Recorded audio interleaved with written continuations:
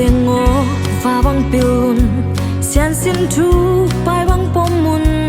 ma chang ka swana pe wa kip ta pomun lấy tung buai nan hong tuam cha lấy tung xiat nan hong nok chang toa te tung a qua gió na mu đi vấn đề tên ngô tung lệ doa kip pa na lệ ang tan na tung pa xian lệ agam zai nang nâng tang na xiang thô ta kiến khó vác vắng in tang khia un khát dị lệ bol pia đi tai com sim thế lại mà hồng hi un von tên ngô nan nu na pa thu mang un la sa ta kun toin pa xian de na lệ Christian ngây na lấy tung a nun tang na nuam chỉ đam na lệ khăn sao na thu pa nam kim pa xian in coi hi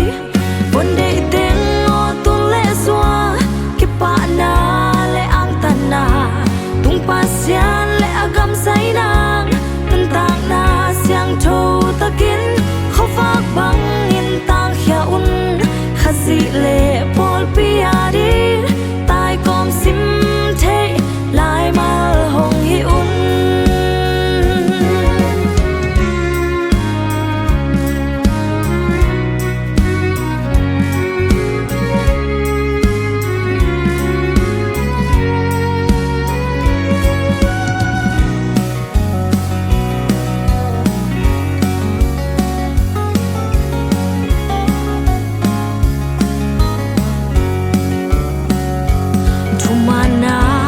chi tak na kha swa ngei pe ma ke un lung tang tung gel un la na ngong wa opun mun le kham sang man pha zo pasian thu alung kim mun toai nun tak ton tung na a hi vấn đề tên ngô tu lệ zua kip pa na le ang tan na tung pa xian lệ agam zai nang nun tak na xiang thô ta kiến khó vác